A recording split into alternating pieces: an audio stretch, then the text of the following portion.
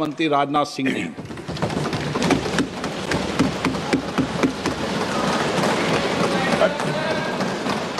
अध्यक्ष महोदय, सबसे पहले तो मैं आपके माध्यम से सदन के सभी दलों के, मैंने जितने भी हमारे सम्मानित सदस्य हैं उनके प्रति आभार व्यक्त करना चाहता हूं कि ऑपरेशन सिंदूर की जो शानदार कामयाबी हासिल हुई है उस पर चर्चा करने के लिए आज सदन पूरी तरह से तैयार है। अध्यक्ष महोदय, सबसे पहले मैं इस सदन के माध्यम से मैं देश के उन वीर सपूतों को, उन बहादुर सैनिकों को नमन करता हूं जिन्होंने की राष्ट्र की सीमाओं की रक्षा के लिए जब भी आवश्यकता पड़ी है अपना बलिदान देने में वह पीछे नहीं रहे हैं। आज भी वह तैयार हैं और आज भी वह तत्पर हैं। साथ ही मैं उन सैनिकों की स्मृति को भी अध्यक्ष महोदय नमन करता हूं जिन्होंने की भारत की एकता और अखंडता सुनिश्चित करने के लिए अपना सर्वस्व बलिदान कर दिया। मैं पूरे देश की तरफ से सेनाओं के सभी जवानों के प्रति कृतज्ञता व्यक्त करता हूं। अध्यक्ष महोदय, आज मैं आपकी अनुमति से ऑपरेशन सिंदूर से जुड़े कुछ महत्वपूर्ण तथ्यों और विषयों को सदन के समक्ष रखने के लिए यहां खड़ा हूं। अध्यक्ष महोदय, 6 और 7 मई 2025 को भारतीय सेनाओं ने ऑपरेशन सिंदूर के नाम से एक ऐतिहासिक सैन्य कार्रवाई को अंजाम दिया। यह केवल एक सैन्य कार्रवाई नहीं थी, बल्कि यह भारत की संप्रभुता, उसकी अस्मिता, देश के नागरिकों के प्रति हमारी जिम्मेदारी। Aim right, achieve big. At KR Mangalam University, we provide you the platform to turn your dreams into reality. At KR Mangalam University. और आतंकवाद के खिलाफ हमारी नीति का एक इफेक्टिव और डिसाइसिव डिमॉन्स्ट्रेशन था। अध्यक्ष महोदय, जैसा इस सदन को जानकारी है, 22 अप्रैल 2025 को जम्मू कश्मीर के पहलगाम क्षेत्र में एक अमानवीय और कायराना आतंकी हमला हुआ। इस हमले में हमारे 25 निर्दोष नागरिकों सहित एक नेपाली नागरिक की भी जान गई थी। उन निर्दोष लोगों की जान उनका धर्म पूछ कर लिया गया। यह अपने आप में अमानवीयता का सबसे कुत्सित और सबसे घृणित उदाहरण था। यह घटना भारत की सहन शक्ति की सीमा की भी मैं मानता हूं परीक्षा थी। अध्यक्ष महोदय, इस हमले के तुरंत बाद हमारे प्रधानमंत्री श्री नरेंद्र मोदी जी ने तीनों सेनाओं के प्रमुखों की एक उच्च स्तरीय बैठक की और उन्हें छूट दी गई कि वे अपने विवेक, स्ट्रेटेजिक अंडरस्टैंडिंग और रीजनल सिक्योरिटी सिचुएशन को ध्यान में रखते हुए वह निर्णायक कार्रवाई करें। इसके बाद हमारे सैन्य नेतृत्व ने न केवल अपनी मैच्योरिटी दिखाई, बल्कि उस स्ट्रेटेजिक विजडम का भी परिचय दिया जिसकी उम्मीद भारत जैसी एक रिस्पॉन्सिबल पावर से की जाती है। अध्यक्ष महोदय, ऑपरेशन सिंदूर को अंजाम देने से पहले हमारी सेनाओं ने हर पहलू का बहुत ही गहराई के साथ अध्ययन किया। हमारे पास कई विकल्प थे, लेकिन हमने उस विकल्प को चुना जिसमें आतंकवादियों और उनके ठिकानों को अधिकतम नुकसान पहुंचे और जिसमें पाकिस्तान के आम नागरिक को कोई क्षति न होने पाए, इस बात की भी हम लोगों ने चिंता की। अध्यक्ष महोदय, हमारी सेनाओं द्वारा की गई वेल कोऑर्डिनेटेड स्ट्राइक्स ने 9 टेररिस्ट इंफ्रास्ट्रक्चर टारगेट्स को प्रिसीजन के साथ, सटीकता के साथ हिट किया और इस सैन्य कार्रवाई में एक अनुमान के अनुसार 100 से अधिक आतंकवादी, मैं बहुत संभल कर बोल रहा हूं अध्यक्ष महोदय, हमारी फिगर गलत ना होने पाए, फिगर इससे बहुत अधिक है। 100 से अधिक आतंकवादी, उनके ट्रेनर, उनके प्रशिक्षक, उनके हैंडलर, लश्कर तोयबा और हिजबुल मुजाहिदीन जैसे आतंकवादी संगठनों से संबंधित थे। ये वही आतंकी संगठन हैं जिन्होंने पाकिस्तान की सेना और ISI का जिन्हें खुला समर्थन प्राप्त है। अध्यक्ष महोदय, 7 मई 2025 को रात्रि 1:05 भारतीय सशस्त्र बलों ने ऑपरेशन सिंदूर प्रारंभ किया, जिसमें पाकिस्तान और पाक ऑक्युपाइड कश्मीर में भारत के खिलाफ आतंकी गतिविधियों से जुड़े 9 स्थानों को निशाना बनाया गया। इसमें पीओके के मुजफ्फराबाद में सवाई नाला और सैयदना बिलाल कैंप, कोटली में मस्जिद अब्बास व मसबर रहील शाहिद कैंप, कोटली में गुलपुर कैंप, भिम्बर में बरनाला कैंप, कोटली में अब्बास कैंप और पाकिस्तान के पंजाब प्रांत में बहावलपुर, मुहिदके और सरजाल और मेहमुना जोया शामिल थे। इनमें से 7 आतंकी शिविरों को भारतीय सेना ने पूरी तरह से नष्ट कर दिया, जबकि भारतीय वायुसेना ने मुरीदके और बहावलपुर को नेस्त नाबूद किया, जो लश्कर ए तोयबा और जैश ए मोहम्मद के केंद्र हैं। पूरा ऑपरेशन मात्र, अध्यक्ष महोदय, जानकर पूरे सदन को प्रसन्नता होगी कि विद इन 22 मिनट्स पूरा ऑपरेशन समाप्त हो गया और हमने आतंकवादियों को उनके घर में घुसकर मारा। सशस्त्र बलों ने हमारी माताओं और बहनों के सिंदूर का बदला लिया और प्रत्येक भारतीय इस भावना से ओत प्रोत हो गया। अध्यक्ष महोदय, मैं चाहूंगा कि पूरा सदन एक बार हमारे सेना के बहादुर जवानों के शौर्य और पराक्रम का। अध्यक्ष महोदय, यह सिंदूर की लाली शौर्य की कहानी है। यह सिंदूर की लाली शौर्य की कहानी है, भारत के मस्तक पर वीरता की निशानी है। अध्यक्ष महोदय, सेनाओं ने अंधेरी रात होने के बावजूद हमले की सफलता के स्पष्ट एविडेंस भी जुटाए हैं, साक्ष्य है हमारे पास। अध्यक्ष महोदय, हमले के कुछ ही घंटों के भीतर एक प्रेस रिलीज और मीडिया ब्रीफिंग के माध्यम से इन्हें जनता की जानकारी के लिए जारी कर दिया गया था। मुझे यह पुष्टि करते हुए गौरव की अनुभूति हो रही है कि सशस्त्र बल अपने सभी मिशन ऑब्जेक्टिव्स को पूरा करने में पूरी तरह से सक्षम रहे और साथ ही कामयाब रहे। अध्यक्ष महोदय, 7 मई 2025 को हमले माने 1:35 के तुरंत बाद भारतीय डीजीएमओ ने हॉटलाइन संदेश के माध्यम से पाकिस्तान के डीजीएमओ यानी डायरेक्टर जनरल मिलिट्री ऑपरेशन से संपर्क किया और टेरर इंफ्रास्ट्रक्चर के खिलाफ हमारे हमले के रेशनल और मेथोडोलॉजी के बारे में पूरी जानकारी दी और यह तथ्य भी बताया ये हमले एस्केलेटरी नेचर वाले नहीं थे, माने इसको हम आगे नहीं बढ़ाना चाहते। जिन मोहि मारा तिन मोहि मारे। अध्यक्ष महोदय, जिस प्रकार प्रभु हनुमान ने लंका में अपनी रणनीति बनाई थी, उसी प्रकार हमने भी उन्हीं को निशाना बनाया जिन्होंने हमें नुकसान पहुंचाया था। हालांकि पाकिस्तान ने इस रेशनल को समझने से इनकार कर दिया और अगले कुछ दिनों तक सिविलियन और सैन्य ठिकानों पर गोलीबारी करके बड़े पैमाने पर सीज फायर वायलेशन करके स्थिति को एस्केलेट करने की उसने कोशिश की। अध्यक्ष महोदय, 7-8 मई 2025 की रात को क्लियरली आइडेंटिफाइड आतंकवाद संबंधी ठिकानों पर हमारे सफल ऑपरेशन के बाद, सफल हमले के बाद पाकिस्तान ने स्थिति को एस्केलेट कर दिया और अनमैन्ड एरियल सिस्टम और अन्य साधनों का उपयोग करके भारतीय वायुसेना के बेसेस, भारतीय वायुसेना के सेंसर्स और सेना के फॉर्मेशन हेडक्वार्टर से लेकर ब्रिगेडों तक पर भी उसने हमला कर दिया। हालांकि हमारी इंटीग्रेटेड एयर डिफेंस ग्रिड और काउंटर यूएस ग्रिड ने इन हमलों को सफलतापूर्वक विफल कर दिया। अध्यक्ष महोदय, यस-400 यमारसैन आकाश मिसाइल सिस्टम और एयर डिफेंस गन्स बहुत प्रभावी साबित हुई हैं। अध्यक्ष महोदय, इस एस्केलेशन पर हमारा जवाबी हमला स्विफ्ट,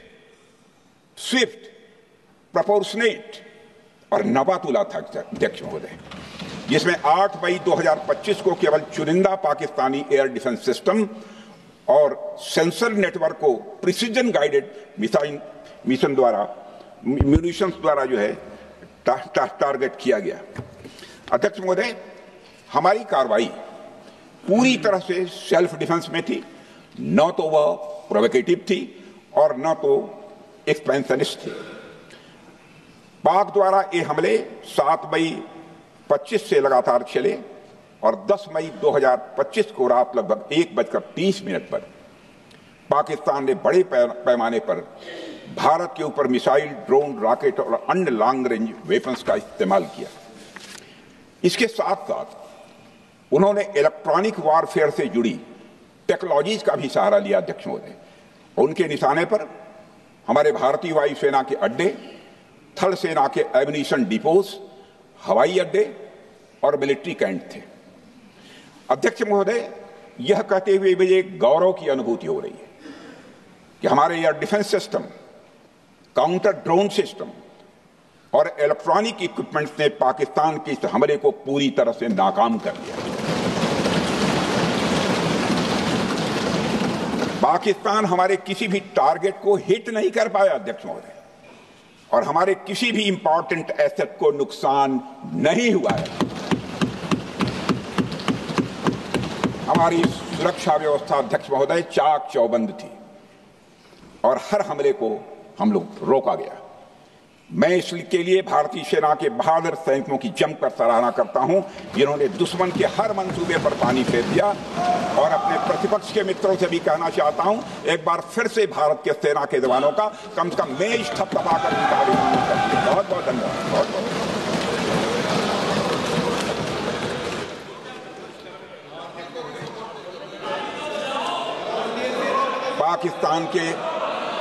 पाकिस्तान के इस हमले के जवाब में हमारी कार्रवाई साहसिक थी, ठोस थी और प्रभावी थी। भारतीय वायुसेना ने वेस्टर्न फ्रंट पर पाकिस्तान के हवाई अड्डों, command and control systems, military infrastructures और एयर डिफेंस सिस्टम को निशाना बनाया और इस मिशन को हमारी सेनाओं ने सफलतापूर्वक अंजाम देने में कामयाबी हासिल की। अध्यक्ष महोदय, हमारी सेनाओं ने चकलाला, सरगोधा, रफीकी, रहीम यार खान, जैकबाबाद, सुक्कुर और भोलारी जैसे बड़े एयरबेस पर प्रहार किया और पूरी दुनिया ने भारतीय वायुसेना के शौर्य और पराक्रम की तस्वीर देखी।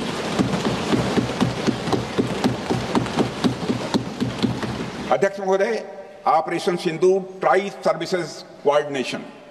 सर्विसेज कोऑर्डिनेशन का एक बेमिसाल उदाहरण था।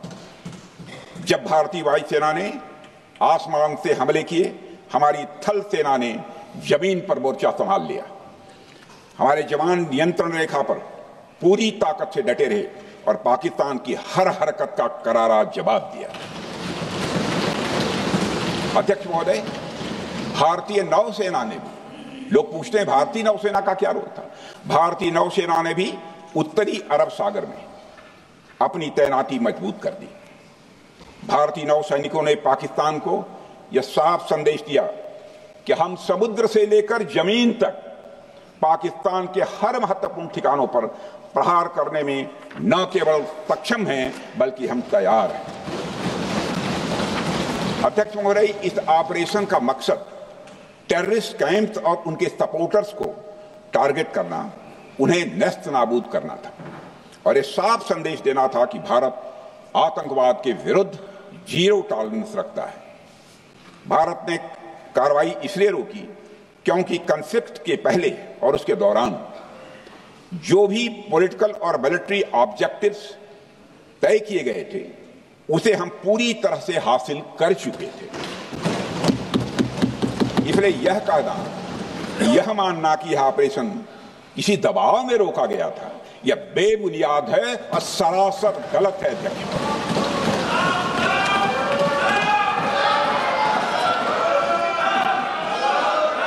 मैं सदन को फिर से आश्वस्त करना चाहता हूं, अपने राजनीतिक जीवन में अध्यक्ष महोदय, मैं आपके माध्यम से सदन को आश्वस्त करना चाहता हूं, अपने राजनीतिक जीवन में जानबूझकर कभी भी असत्य न बोलूं, इसकी भरपूर कोशिश की है मैंने, चाहे सदन हो अथवा सदन के बाहर। अध्यक्ष महोदय, मैं आपके माध्यम से सदन को यह भी अवगत कराना चाहूंगा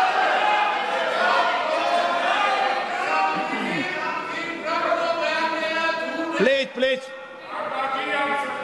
बैठिए। आप क्यों खड़े? अध्यक्ष महोदय, मैं आपके माध्यम से सदन को यह भी अवगत कराना चाहूंगा कि सीमा पार करना या वहां की टेरिटरी कैप्चर करना इस ऑपरेशन का उद्देश्य नहीं था। ऑपरेशन सिंदूर प्रारंभ करने का मकसद था अध्यक्ष महोदय उन टेरर नर्सरीज को खत्म कर देना जिन्हें पाकिस्तान ने बरसों से पाला पोसा था।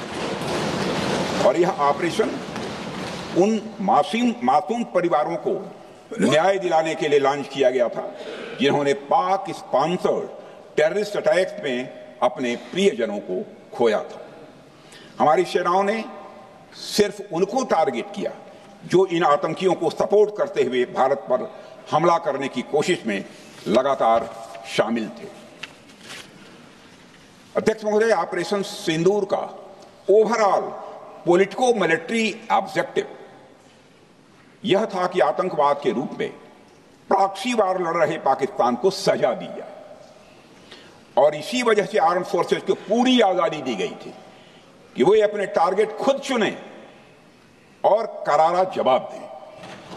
और इस ऑपरेशन का उद्देश्य कोई भी युद्ध छेड़ना नहीं था बल्कि फोर्स के डिमॉन्स्ट्रेटिव यूज से एडवर्सरी को झुकने के लिए मजबूर करना था। 10 मई की सुबह जब भारतीय वायुसेना ने पाकिस्तान की मल्टीपल एयरफील्ड्स पर करारा प्रहार किया तो पाकिस्तान ने हार मान ली है अध्यक्ष महोदय और हॉस्टिलिटी रोकने की कोशिश की। अब रोक दीजिए महाराज। उन्होंने एक कोशिश की, हमारे डीएमओ से बात की, महाराज अब रोक दीजिए, बहुत हो गया। यह पेशकश इस कैबिनेट के साथ स्वीकार की गई थी। सुने, रुकिए तो रुकिए, बता दूंगा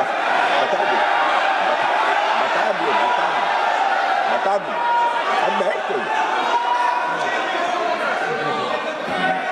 आपको मौका मिलेगा। यह क्यों रुका इसका पहले ही मैं पूरी तरह से वर्णन कर चुका हूं अध्यक्ष महोदय। मैं नेता प्रतिपक्ष को बहुत सम्मान के साथ कहना चाहता हूं कि कृपया एक बार मेरा पूरा भाषण पूछ लें। आपको प्रश्न पूछने की पूरी आजादी है, आप पूछ सकते हैं, मैं उसका उत्तर दूंगा।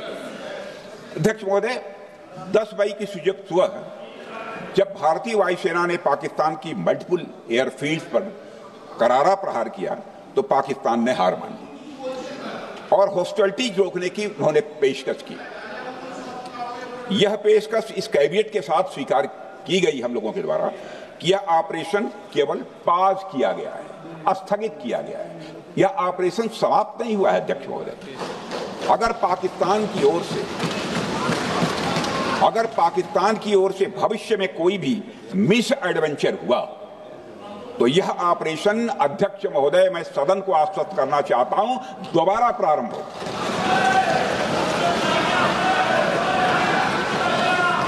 अध्यक्ष महोदय, भारतीय वायुसेना के जबरदस्त हमलों, नियंत्रण रेखा पर थल सेना की मजबूत जवाबी कार्रवाई और नौसेना के हमलों के डर ने पाकिस्तान को झुकने के लिए मजबूर कर दिया अध्यक्ष महोदय। और पाकिस्तान की हार उनकी एक सामान्य विफलता नहीं थी बल्कि यह उसके सैन्य बल और मनोबल या दोनों की एक हार थी।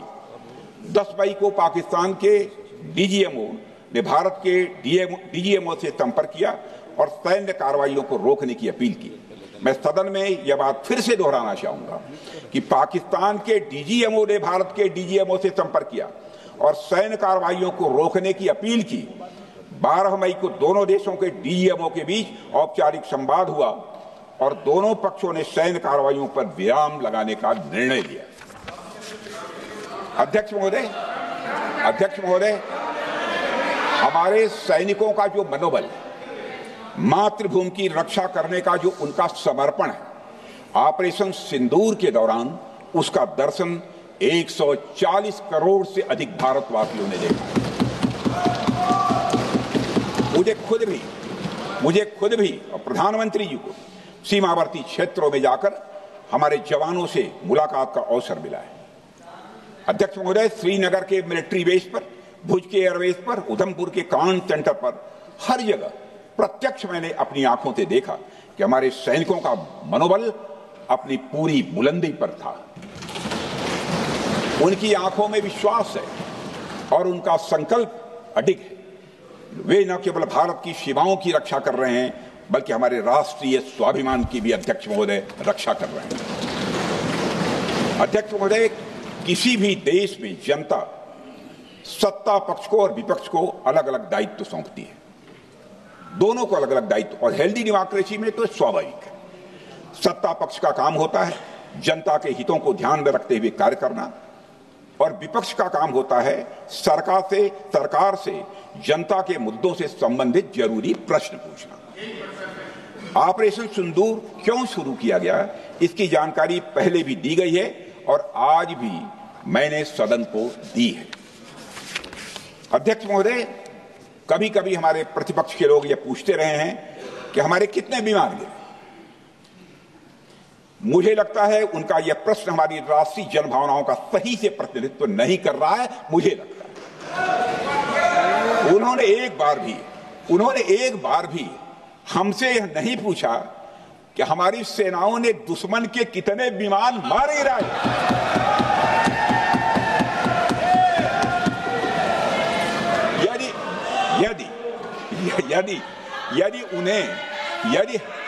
यदि उन्हें प्रश्न पूछना ही है अध्यक्ष महोदय, तो उनका प्रश्न यह होना चाहिए, क्या भारत ने आतंकवादी ठिकानों को तबाह किया?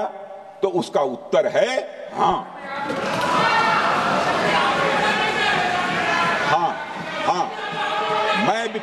मैं विपक्ष के सम्मानित साथियों से कहना चाहता हूं कि आपको प्रश्न पूछना है तो यह प्रश्न पूछिए, क्या ऑपरेशन सिंदूर सफल रहा? तो उसका उत्तर है हाँ।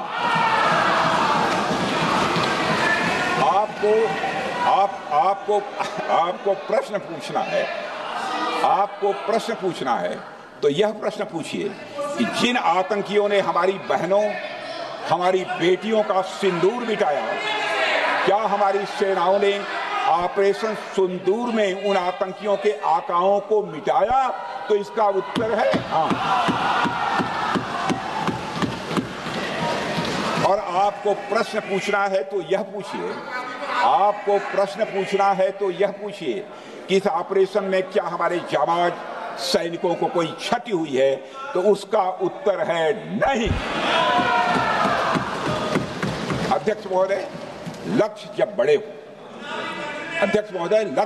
हो तो अपेक्षाकृत छोटे मुद्दों पर हमारा ध्यान नहीं जाना चाहिए। लक्ष्य बड़े हों तो छोटे मुद्दों पर, अपेक्षाकृत जो छोटे मुद्दे होते हैं कंपैरेटिवली, उन पर ध्यान नहीं जाना चाहिए, क्योंकि छोटे मुद्दों पर ही ध्यान देते रहने से देश की सुरक्षा और सैनिकों के सम्मान और उत्साह जैसे बड़े मुद्दों से ध्यान हट सकता है, जैसा कि विपक्ष के हमारे कुछ साथियों के साथ हो रहा है। अब चूंकि विपक्ष के मित्र ऑपरेशन सिंदूर को लेकर उचित प्रश्न नहीं पूछ पा रहे हैं, तो उन्हें मैं क्या बताऊं अध्यक्ष महोदय।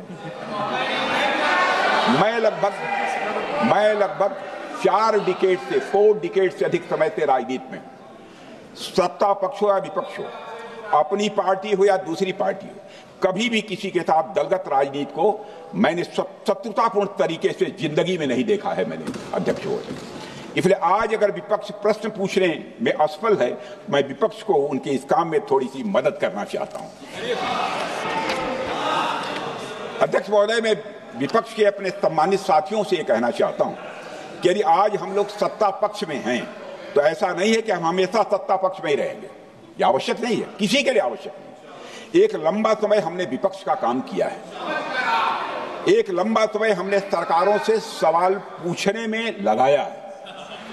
जनता ने जब हमें विपक्ष में रहने का दायित्व सौंपा था, तो हमने विपक्ष में रहकर विपक्ष की भूमिका को बड़े ही सकारात्मक तरीके से निभाया भी। अध्यक्ष महोदय, विपक्ष में रहकर हमने कैसे प्रश्न पूछे, इसके कुछ उदाहरण मैं यहां रखना चाहता हूं। 1962 में अध्यक्ष महोदय, चीन के साथ हुए युद्ध में जब दुखद परिणाम आया, तो हमने उस समय की सरकार से यह पूछे थे, लेकिन वह प्रश्न यह था कि हमारे देश की धरती पर दूसरे देश का कब्जा कैसे हुआ। हमने यह प्रश्न पूछा था कि हमारी सेना और हमारी जनता अपमानित क्यों हुई। हमने यह प्रश्न पूछा था कि बड़ी संख्या में हमारे सैनिक हताहत कैसे हुए। हमने यह प्रश्न नहीं पूछा कि हमारे टैंक, हमारी मशीनें, हमारी बंदूकें क्यों ध्वस्त हो गई। यह प्रश्न हम लोगों ने नहीं पूछा। मशीनों और तोपों की चिंता न करके, मशीनों और तोपों की चिंता न करके अध्यक्ष महोदय, हमने देश की टेरिटरी की चिंता की, हमने देश के सैनिकों की। इसी तरह 71 के युद्ध में, 71 के युद्ध में जब हमने पाकिस्तान को सबक सिखाया, मैं उस समय की सरकार को मैं बधाई देना चाहता हूं। हमने अपने राजनीतिक और सैन्य नेतृत्व की प्रशंसा की। हमने ये नहीं देखा कि किस दल की सरकार है, किस विचारधारा की सरकार है, इसकी चिंता नहीं की कभी। हमारे नेता अटल बिहारी वाजपेयी ने संसद में खड़े होकर उस समय के नेतृत्व की प्रशंसा की थी। हमने इस बात की खुशी जाहिर कि हमने अपने शत्रु को सबक सिखाया।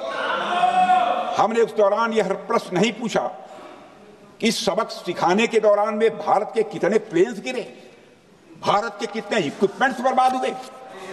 यह प्रश्न अध्यक्ष महोदय उस समय भी हम लोगों ने नहीं पूछा। अध्यक्ष महोदय, यदि मैं इसे और भी प्रैक्टिकल तरीके से समझाऊं, तो किसी भी परीक्षा के परिणाम में रिजल्ट मैटर करता है। यदि किसी परीक्षा में कोई बच्चा अच्छे मार्क्स लेकर आ रहा है तो हमारे लिए उसके मार्क्स मैटर करने चाहिए। हमें इस बात का ध्यान नहीं रखना चाहिए कि एग्जाम के दौरान उसकी पेंसिल टूट गई थी या उसकी पेन खो गई।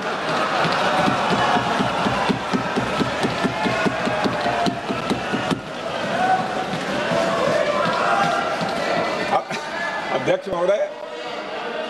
महोदय, अल्टीमेटली रिजल्ट मैटर करता है और रिजल्ट यह है, अध्यक्ष महोदय, अल्टीमेटली रिजल्ट मैटर करता है और रिजल्ट यह है अध्यक्ष महोदय कि ऑपरेशन सिंदूर के दौरान हमारी सेनाओं ने जो लक्ष्य निर्धारित किया था, उन लक्ष्यों को पूर्ण रूप से प्राप्त करने में हमने कामयाबी हासिल की। अध्यक्ष महोदय, भारत हमेशा से पाकिस्तान सहित अपने पड़ोसी देशों से मित्रता और सहयोगपूर्ण संबंध का सदैव इच्छुक रहा है। इसके लिए भारत की सभी सरकारों ने ईमानदारी से प्रयास भी किए हैं। वह चाहे आदरणीय लाल बहादुर शास्त्री जी हों या अटल बिहारी वाजपेयी जी हों या हमारे स्वर्गीय मनमोहन सिंह जी हों या प्रधानमंत्री श्री नरेंद्र मोदी जी, सभी ने हमेशा चाहा है कि इस इलाके में शांति और समृद्धि बनी रहे। सभी ने यह चाहा। अध्यक्ष महोदय, यह बात हमारी सिविलाइजेशनल वैल्यूज के साथ मेल खाती है, इसलिए ऐसा हुआ। अध्यक्ष महोदय, पूरा विश्व जानता है कि पूर्व प्रधानमंत्री से अटल बिहारी वाजपेयी जी ने शांति का संदेश लेकर 1999 में लाहौर बस यात्रा की थी। वह सिर्फ एक यात्रा नहीं थी, वह यात्रा भारत की संस्कृति और शांति की प्रतीक थी। यह हमारे भारत की प्रकृति थी। लाहौर पहुंचकर श्री अटल बिहारी वाजपेयी जी ने मीनारे पाकिस्तान पर विजिटर्स रूप में जो लिखा था, जिसका जिक्र लोग आज भी करते हैं, और उन्होंने लिखा था, उसकी मैं चर्चा करता हूं। उन्होंने लिखा था कि मीनारे पाकिस्तान से मैं पाकिस्तान की जनता को यह विश्वास दिलाना चाहता हूं कि भारत अस्थायी शांति और मित्रता का आकांक्षी है।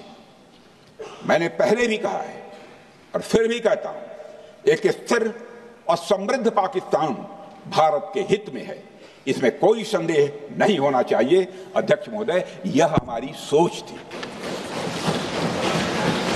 यह हमारी शांति की पहल थी। यह पहल हमारी हजारों साल पुरानी सांस्कृतिक चेतना, हमारी नैतिक शक्ति और हमारी सभ्यता के उन मूल्यों से निकली थी जो शांति को शक्ति मानती है। अध्यक्ष महोदय, लेकिन हमारे शांति के प्रयास को हमारी नाइविटी, उदारता या सरलता समझ लिया गया। जब हम शांति के लिए कदम बढ़ा रहे थे, उसी वक्त पाकिस्तान कारगिल में घुसपैठ की साजिश रच रहा था। हम दोस्ती के राह पर थे तो वो षड्यंत्र की राह पर था।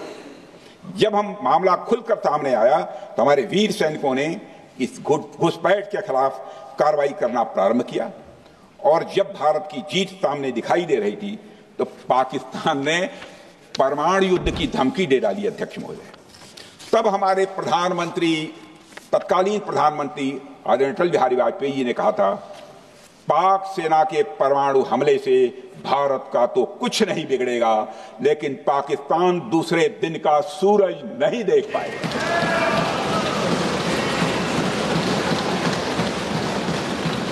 यानी अटल जी जो शांति का पैगाम लेकर गए, वही अटल जी शक्ति का भी परिचय देने में तनिक भी नहीं हिचके। यही है भारत। अध्यक्ष महोदय, यह सामर्थ्य का उद्घोष था, यह एक स्पष्ट संदेश था कि भारत शांति चाहता है, लेकिन अगर कोई हमारी संप्रभुता को चुनौती देगा तो उसका जवाब भी उतनी ही दृढ़ता से दिया जाएगा। अध्यक्ष महोदय, 2015 में जब हमारे प्रधानमंत्री मोदी जी ने लाहौर जाकर नवाज शरीफ से मुलाकात की तो भारत ने फिर से दोस्ती का हाथ बढ़ाया। भारत ने फिर से दोस्ती का हाथ बढ़ाया। अध्यक्ष महोदय, हम वाकई में शांति की राह पर चलना चाहते थे, क्योंकि हमारी मूल प्रकृति बुद्ध की है, युद्ध की नहीं है। हमारी सरकार ने भी पाकिस्तान के साथ शांति स्थापित करने के अनेक प्रयत्न किए हैं, लेकिन बाद में हमने 2016 में सर्जिकल स्ट्राइक से, 2019 में बालाकोट में एयर स्ट्राइक से और 2025 के ऑपरेशन सिंदूर से हमने शांति स्थापित करने का दूसरा रास्ता अपनाया है। अध्यक्ष महोदय, अब हमारे प्रधानमंत्री श्री नरेंद्र मोदी जी और हमारी सरकार का स्टैंड बिल्कुल क्लियर है कि टेररिज्म और टॉक्स ये दोनों साथ नहीं चलते,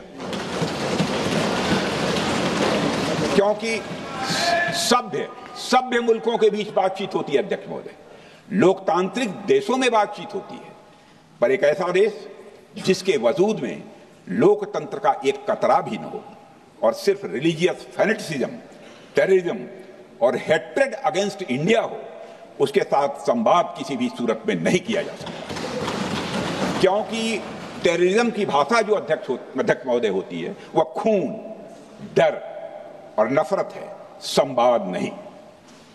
गोलियों की आवाज में संवाद की आवाज दब जाती है। जहां खून बहता है वहां बातचीत की गुंजाइश अध्यक्ष महोदय नहीं बचती। अध्यक्ष महोदय, पाकिस्तान की वर्तमान स्थिति अब जग जाहिर है। जिस देश ने आतंक को अपनी विदेश नीति का औजार बना लिया, वह अंततः अपने ही जाल में फंस जाता है। पाकिस्तान की नीति और चरित्र को लेकर कोई भ्रम नहीं रहना चाहिए। यह एक ऐसा देश है जो वैश्विक आतंकवाद की नर्सरी है, और उन्होंने इसको अपनी स्टेट पॉलिसी का भी एक आधार बनाया हुआ है। अध्यक्ष महोदय, ऑपरेशन सिंदूर के दौरान पूरी दुनिया ने देखा है कि पाकिस्तान में सरकार आतंकवादियों के लिए स्टेट फ्यूनरल का इंतजाम कर रही है, और सैन्य अधिकारी भी आतंकवादियों के जनाजे में भाग लेते हैं।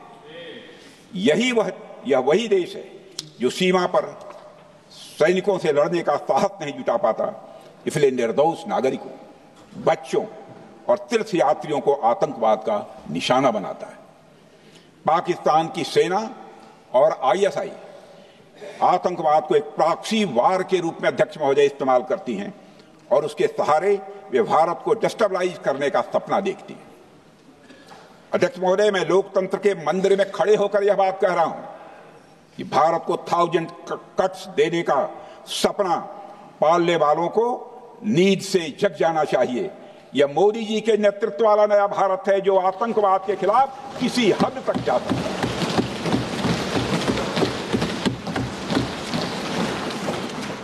अध्यक्ष महोदय, आप भारत का इतिहास जानते हैं। देखिए, हमने कभी भी किसी की 1 इंच जमीन पर आज तक कभी कब्जा नहीं किया है। हम यह भी जानते हैं कि युद्ध अपनी बराबरी वालों से करना चाहिए। ऐसा गोस्वामी तुलसीदास जी ने लिखा है, और गोस्वामी तुलसीदास जी कहते हैं कि नीति ऐसी ही होनी चाहिए, प्रीति और बैर बराबरी वाले से ही करनी चाहिए। शेर यदि मेढकों को मारे तो उसका बहुत अच्छा संदेश नहीं आता है अध्यक्ष महोदय। और अध्यक्ष महोदय, हमारे देश की सेना शेर है।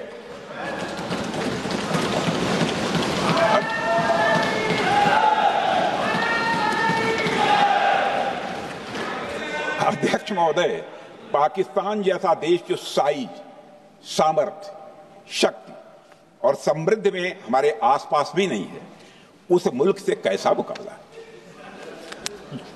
जो मुल्क अपने अस्तित्व के लिए दूसरों पर आश्रित हो, उसके मुकाबले का मतलब है अपना स्तर कम करना। हमारी नीति है आतंकवाद के खिलाफ प्रभावी कार्रवाई करना। हमारा पाकिस्तान विरोध उनकी आतंकवाद की नीति के कारण है, इसलिए पाकिस्तान का हमारा विरोध है। अध्यक्ष महोदय, हम अगर शांति की आशा के लिए हाथ बढ़ाना जानते हैं तो अशांति फैलाने वाले हाथों को उखाड़ना भी जानते हैं। अध्यक्ष महोदय, अगर शांति के प्रयास करना हम जानते हैं तो दुष्टों को जो भाषा समझ में आए उसी भाषा में समझाना भी जानते हैं। सठे साक्ष्यम समाचरित, अर्थात दुष्ट के साथ दुष्टता का ही व्यवहार करना पड़ता है कभी कभी। अध्यक्ष महोदय, हमने भगवान कृष्ण से सीखा है कि शिशुपाल की 100 गलतियां माफ की जा सकती हैं, पर अंत में धर्म की रक्षा के लिए सुदर्शन चक्र उठाना ही पड़ता है। हमने पार्लियामेंट का अटैक सहा है अध्यक्ष महोदय, 2008 का मुंबई अटैक सहा है, झेला है, लेकिन अब हमने कह दिया है इनफ इज इनफ। अब हमने सुदर्शन चक्र उठा लिया है अध्यक्ष महोदय। अध्यक्ष महोदय, हमारी प्रवृत्ति भगवान राम और भगवान कृष्ण से प्रेरित है, जो हमें शौर्य भी सिखाती है और धैर्य भी सिखाती है। इस सीख का अध्यक्ष महोदय, इस सीख का हम प्रधानमंत्री नरेंद्र मोदी जी के नेतृत्व में हमारी विदेश और अपनी रक्षा नीति में सीधा प्रयोग कर रहे हैं। आज भारत पहले दोस्ती का हाथ बढ़ाता है, लेकिन अगर कोई देश धोखा दे तो उसकी कलाई भी मरोड़ना जानता है। अध्यक्ष महोदय, हमारी नीति स्पष्ट है कि हमने एक समय लाहौर बस यात्रा की भाषा में बात की थी, तो पाकिस्तान ने हमारी उस भाषा को नहीं समझा, तो अब हम उन्हें बालाकोट स्ट्राइक की भाषा में जवाब देंगे। अध्यक्ष महोदय, भारत के लिए शांति हमारी प्रायोरिटी है, हमारी प्राथमिकता है और हमारी शक्ति उसका आधार है। भारत के लिए शांति प्राथमिकता है और हमारी शक्ति उसका आधार है। यह शक्ति हमारे सामर्थ्य से पैदा हुई है अध्यक्ष महोदय, और यह सामर्थ्य पिछले 11 साल में कई गुना बढ़ गया है। मैं ये नहीं कहता हूं पहले नहीं था, पहले था, लेकिन अब कई गुना बढ़ गया। आज भारत विश्व की चौथी सबसे बड़ी अर्थव्यवस्था है और अभी आई मॉर्गन स्टैनली के रिपोर्ट के मुताबिक 2028 तक विश्व की तीसरी सबसे बड़ी अर्थव्यवस्था बनने की ओर भारत चल रहा है। अध्यक्ष महोदय, आर्थिक उन्नति के साथ साथ भारत के रक्षा क्षेत्र में 2014 से उल्लेखनीय परिवर्तन, रिमार्केबल चेंज आया है। आज का भारत डिफेंस सेक्टर में आत्मनिर्भरता, सेल्फ रिलायंस और स्वदेशी उत्पादन की दिशा में तेजी से आगे बढ़ रहा है।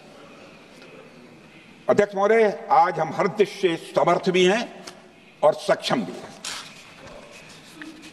अध्यक्ष महोदय, मैं सदन को यह भी जानकारी देना चाहता हूं, उसके बाद जब प्रश्न पूछा गया हमारे सारे चीफ से, सीडीएफ से, डिफेंस सेक्रेटरी से, क्या ऑपरेशन के लिए तैयार हैं, क्षण भर की देर नहीं लगाई, सबने बोला यस सर। अध्यक्ष महोदय, ऑपरेशन सिंदूर हमारे सामर्थ्य का ही प्रतीक था, जिसमें हमने दिखा दिया कि अगर कोई हमारे नागरिकों को मारेगा तो भारत चुप नहीं बैठेगा। भारत की आत्मरक्षा के लिए हमारा राजनीतिक तंत्र और नेतृत्व बिना किसी दबाव के काम करेगा। हमारी मिसाइल फिजिकल सीमाएं लांघेंगी अध्यक्ष महोदय, और हमारे वीर सैनिक दुश्मन की कमर तोड़ेंगे। अध्यक्ष महोदय, हम आतंकवाद को उसके हर रूप और स्वरूप में पूरी तरह समाप्त करने के लिए पूरी तरह से प्रतिबद्ध है।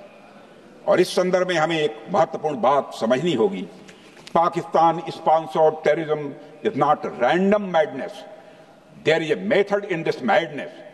यह एक सुनियोजित रणनीति है, यह एक फंडामेंटल रेज है। अध्यक्ष महोदय, प्रसिद्ध लेखक वीएस नायपाल ने सही कहा था, पाकिस्तान में होना एक ऐसी अल्टरनेट और कंट्रास्टिंग रियलिटी है, where war is peace, freedom is slavery, ignorance is strength. यानी यहां युद्ध ही शांति है, गुलामी ही स्वतंत्रता है और जिहालत यानी अज्ञानता ही ताकत है। अध्यक्ष महोदय, इसलिए पाकिस्तान द्वारा प्रायोजित आतंकवाद कोई पागलपन नहीं है, पाकिस्तान द्वारा प्रायोजित आतंकवाद कोई पागलपन नहीं है, यह एक सोची समझी साजिश का हिस्सा है। यह एक ऐसी प्रक्रिया है जो आतंक को एक पॉलिटिकल टूल की तरह इस्तेमाल करती है।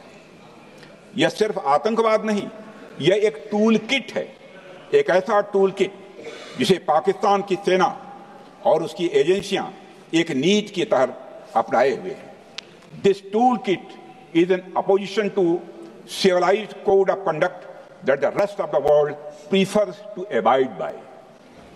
यानी यह टूल किट उस सिविलाइज्ड कोड ऑफ कंडक्ट के खिलाफ है जिसे दुनिया का हर जिम्मेदार देश मानता है। अध्यक्ष महोदय, यह एक कट्टरपंथी सोच की उपज है जिसमें सहिष्णुता के लिए कोई जगह नहीं। हमारा पाकिस्तान के साथ कोई सीमा का संघर्ष नहीं है अध्यक्ष महोदय, बल्कि यह सभ्यता बनाम बर्बरता का संघर्ष है, सभ्यता बनाम बर्बरता का संघर्ष।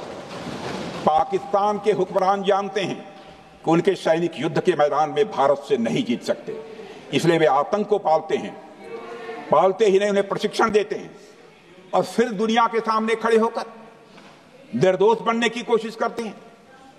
अध्यक्ष महोदय, पाकिस्तान दोहरे मापदंड और झूठ की बुनियाद पर खड़ा हुआ एक ऐसा देश है जो अब फेल्ड स्टेट के तौर पर देखा जा रहा है।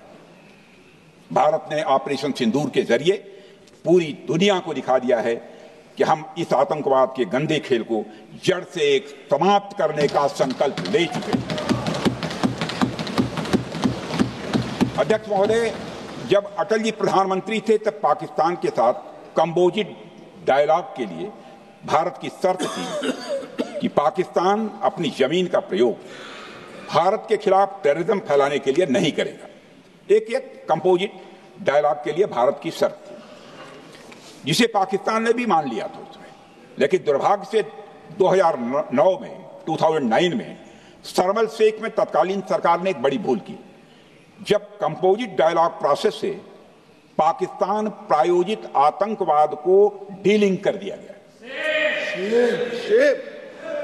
यानी बातचीत जारी रखने के लिए पाकिस्तान द्वारा अपनी जमीन को आतंकवाद के लिए प्रयोग न करने की शर्त को ही डाइल्यूट कर दिया गया। मैं मानता हूं यह भारत की स्ट्रेटेजिक पोजीशनिंग को कमजोर करने वाला एक कदम था। अध्यक्ष महोदय, ऐसी ही एक और गंभीर चूक तत्कालीन सरकार ने 2006 में हमारा में भी हुई थी, जब पाकिस्तान को आतंकवाद का विक्टिम माना गया और एक ज्वाइंट एंटी टेरर मैकेनिज्म बनाने पर सहमति भी हुई थी। 2006 की बात कर रहा हूं। अध्यक्ष महोदय, यह सोचने वाली बात है कि जो देश आतंक को पैदा करता है, उसे पालता है, उस देश को ही आतंक से पीड़ित मान लेना कितना बड़ा स्ट्रेटेजिक ब्लंडर है। अध्यक्ष महोदय, आतंकवाद के खिलाफ हमारी लड़ाई अब केवल सीमा पर नहीं है, बल्कि वैचारिक मोर्चों पर भी लड़ी जा रही है। इसी उद्देश्य से प्रधानमंत्री जी कई हाई लेवल डेलीगेशंस का गठन भी उन्होंने किया था, जिसमें हमारे लगभग अधिकांश दलों के सम्मानित सदस्य उसमें शामिल थे।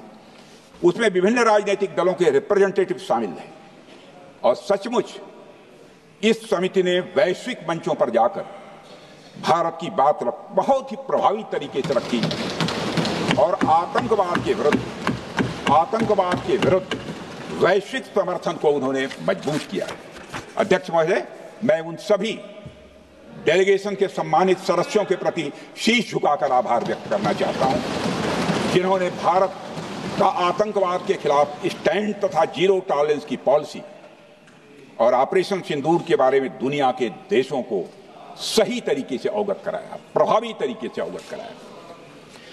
अध्यक्ष महोदय, ऑपरेशन सिंदूर को लेकर सर्वदलीय बैठक भी हुई। I am very happy to tell the house that during Operation Sindoor, all the political parties of the country kept aside all ideologies and differences and showed solidarity with the nation, with the soldiers and with the government. फिर इसके लिए आभार व्यक्त करता हूं। मुझे लगता है यही इस देश के लोकतंत्र की खूबसूरती है। अध्यक्ष महोदय, जैसा कि हमारे माननीय प्रधानमंत्री मोदी जी ने भी कहा है कि ऑपरेशन सिंदूर अभी रुका है, समाप्त नहीं हुआ है। यदि आवश्यकता पड़ी, यदि पाकिस्तान फिर किसी नापाक हरकत की कोशिश करता है तो हम और भी कठोर और निर्णायक कार्रवाई करने के लिए तैयार हैं। अध्यक्ष महोदय, ऑपरेशन सिंदूर के माध्यम से पाकिस्तान के मन में भारत को लेकर जो बहुत बड़ी गलतफहमी थी वह हमने दूर कर दी है। और मेरी दूर थोड़ी बहुत बची, यदि भई होगी तो उसको भी दूर कर देंगे। अध्यक्ष महोदय, मुझे महाकवि राष्ट्र कवि रामधारी सिंह जी दिनकर की कुछ पंक्तियां याद आती हैं। अध्यक्ष महोदय, क्षमाशील हो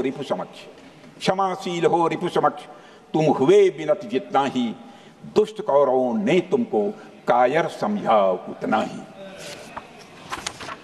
अध्यक्ष महोदय, भारत ने न केवल अपनी सैन्य क्षमता का प्रदर्शन किया, बल्कि अपनी राष्ट्रीय दृढ़ता, नैतिकता और राजनीतिक कुशलता का भी परिचय दिया है। भारत अब किसी भी आतंकी हमले का निर्णायक और स्पष्ट उत्तर देगा। अध्यक्ष महोदय, हमने एक नई लक्ष्मण रेखा खींच ली है। अब आतंकवाद को आश्रय और समर्थन देने वालों को कोई शरण नहीं मिलेगी। और अध्यक्ष महोदय, भारत किसी भी तरह के न्यूक्लियर ब्लैकमेलिंग या दबावों के आगे अब झुकने वाला नहीं है।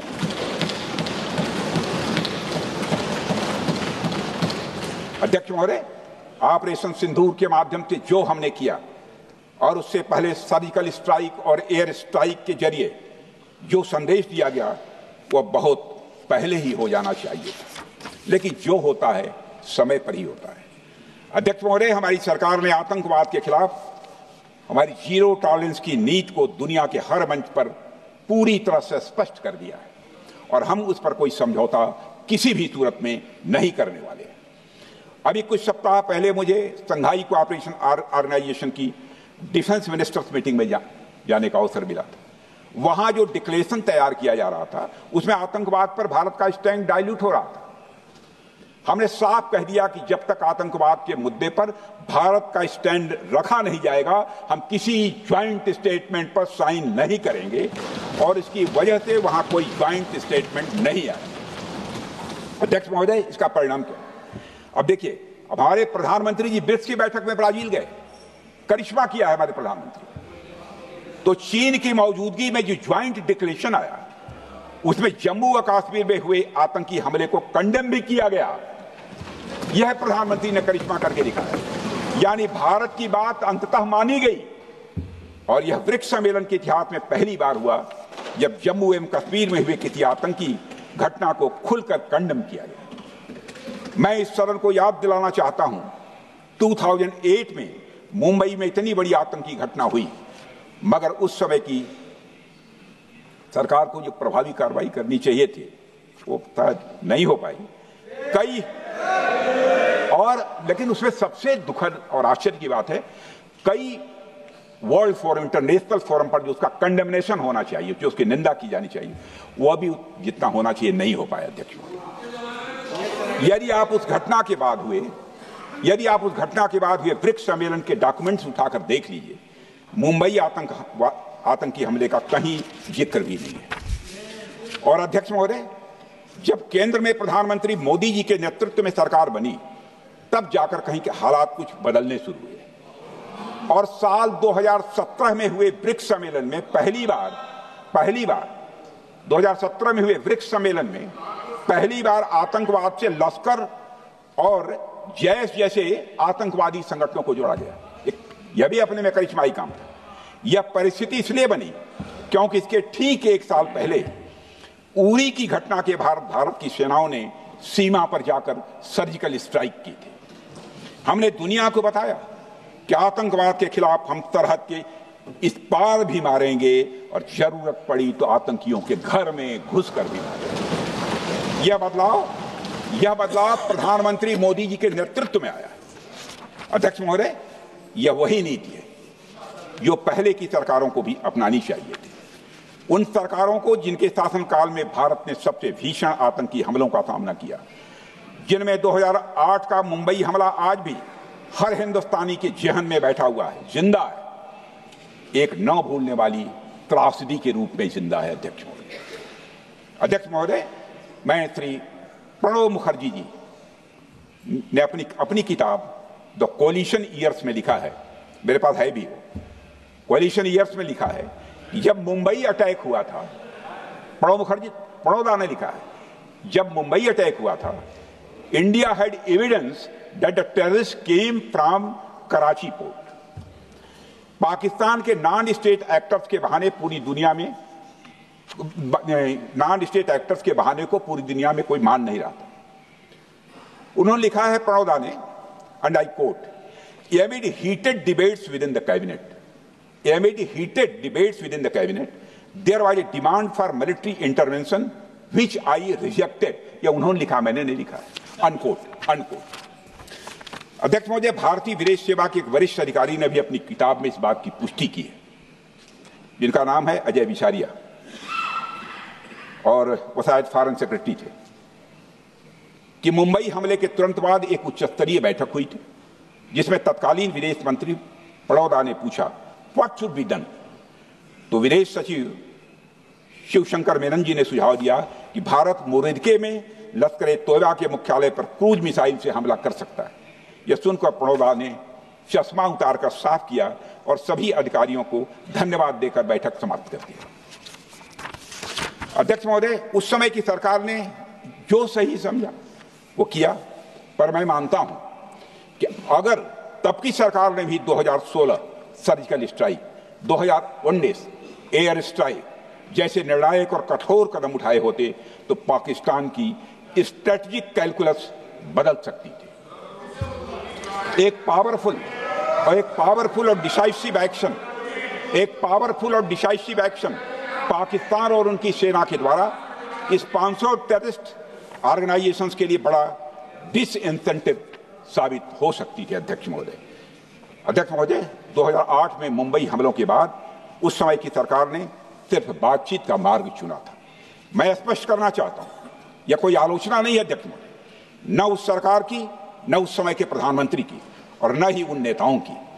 उस समय की लीडरशिप को जो सही लगा उन्होंने वह निर्णय लिया। अध्यक्ष महोदय, बस मैं इतना ही कहना चाहता हूं कि आज का भारत अलग सोचता है और अलग तरीके से काम करता है।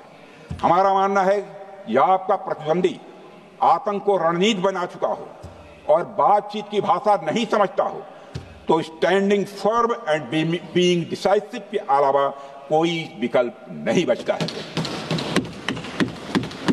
अध्यक्ष महोदय, आज हमारे प्रधानमंत्री मोदी जी के नेतृत्व में भारत वह देश नहीं रहा जो पहले था। Two-day doziers have been replaced by decisive action. Two-day doziers have been replaced by decisive action. आज भारत सहता नहीं है, भारत जवाब देता है। अध्यक्ष महोदय, आज भारत आतंक की जड़ तक जाता है और उसे उखाड़ फेंकने का सामर्थ्य रखता है।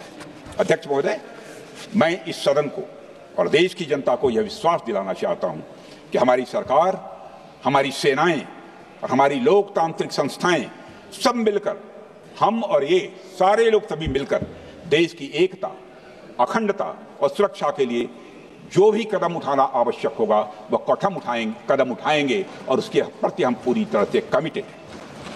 अध्यक्ष महोदय, अंत में मैं केवल इतना ही कहना चाहता हूं, यह समय एकजुट होकर अपनी सुरक्षा, संप्रभुता और आत्मसम्मान की रक्षा के संकल्प को और अधिक मजबूत करने का है।